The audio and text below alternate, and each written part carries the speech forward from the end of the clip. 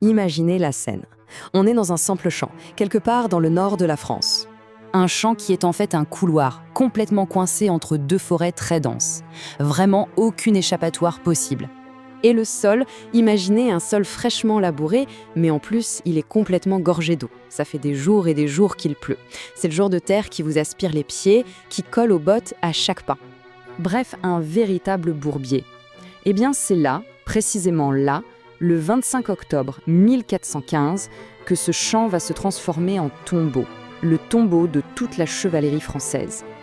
Alors, ce jour-là, on a deux armées qui se font face. D'un côté, la crème de la noblesse française, puissante, resplendissante et surtout absolument certaine de sa victoire. Et de l'autre, on a une armée anglaise qui est à l'agonie, littéralement. Épuisée, malade, affamée. Franchement, sur le papier, il n'y a pas photo, le résultat semble plié d'avance. Oui, parce que les chiffres, ils sont juste écrasants. Les Français sont au moins 3 fois plus nombreux. Peut-être plus. Leurs chevaliers, c'est ce qui se fait de mieux en Europe à l'époque, les mieux équipés. En face, le roi Henri V, il est à la tête d'une armée en pleine retraite, une armée décimée par la maladie, la dysenterie pour être précis, et qui est complètement à bout de force. La situation est tellement déséquilibrée que pour les Français, ce n'est même pas une bataille qui s'annonce. Non, c'est une simple formalité. C'est l'occasion rêvée de laver les humiliations du passé, vous savez, les défaites de Crécy, de Poitiers. La confiance est totale, mais c'est plus que de la confiance. Ça vire à l'arrogance la plus pure. On se dispute déjà pour savoir qui va avoir quel prisonnier, comment on va se partager le butin. C'est cette certitude aveugle qui va les conduire tout droit au désastre. Parce que, voilà, pendant que les nobles français se pavanent, les Anglais, eux, ils ne perdent pas une seconde. Très méthodiquement, ils vont transformer ce champ de boue en un piège mortel. Et ils vont réussir à faire de leur plus grande faiblesse une force redoutable. La stratégie d'Henri V, elle est d'une simplicité diabolique. En 4 temps. D'abord, 1. Choisir le terrain parfait. Ce champ étroit qui va forcer l'énorme armée française à se comprimer sur elle-même. 2. Caler les flancs de son armée contre les forêts. Comme ça, impossible pour les Français de les contourner. 3. Faire planter des milliers de pieux en bois, bien aiguisés, et les cacher dans la boue. Le but, briser net la charge de la cavalerie. Et enfin 4, l'élément clé, laisser la boue faire le reste du travail. Et la boue, elle est partout. La pluie n'a pas cessé de tomber, le sol s'est devenu une sorte de mélasse, collante, profonde. Chaque pas demande un effort surhumain. Et pour la plus grande force de l'armée française, sa cavalerie lourde, ce terrain, ce n'est pas juste un obstacle, c'est un véritable cauchemar. C'est ça qui est terrible, tout ce qui fait la puissance d'un chevalier à cette époque. Son armure qui pèse plus de 25 kilos, son cheval de guerre massif, eh bien ici, ça devient sa prison. Les chevaux s'enfoncent jusqu'au ventre, ils ne peuvent pas galoper, c'est impossible. L'élan, vous savez, cette force de frappe monstrueuse, eh bien il est complètement anéanti. Les chevaliers arrivent sur la ligne de front, déjà épuisés, avant même d'avoir porté un surcoup. Mais peu importe, l'ordre est donné. Les Français, toujours aussi sur d'eux, aveuglés par leur certitude, lancent la charge. Dans leur tête, ils imaginent une vague d'acier qui va absolument tout balayer sur son passage. La réalité, ça va être une lente, très lente agonie. Et voilà, la chevalerie française s'ébranle. C'est le début de la fin. Sauf qu'il n'y a pas de tonnerre, pas de tremblement de terre. Rien. Juste le son des sabots qui s'arrachent péniblement à la boue. La grande charge héroïque se transforme en une marche funèbre. Lente, désorganisée.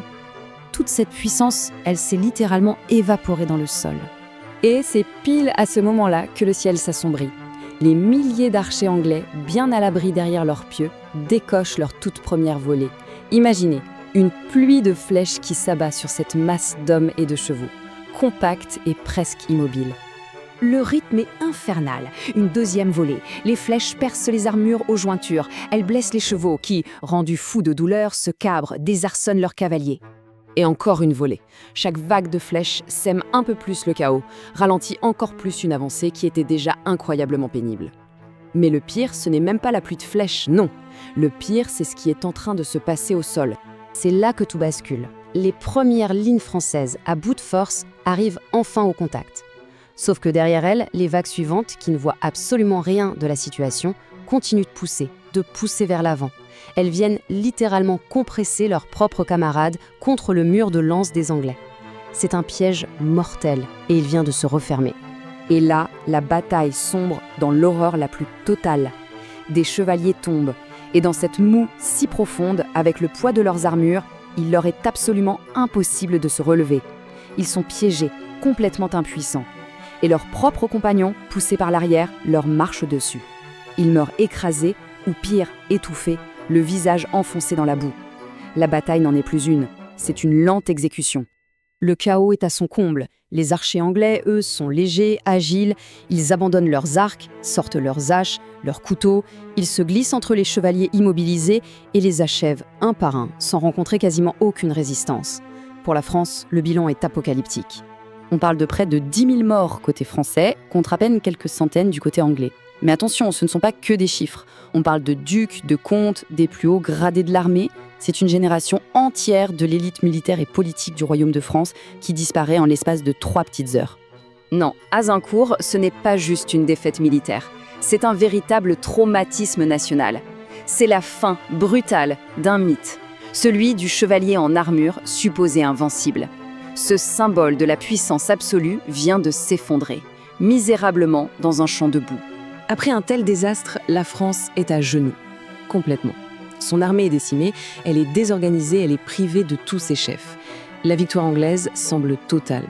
La conquête du royaume paraît maintenant inévitable. On a l'impression que la guerre de 100 ans est définitivement perdue. Tout semble joué, n'est-ce pas? Le destin du royaume de France paraît scellé. Et pourtant, l'histoire est souvent imprévisible.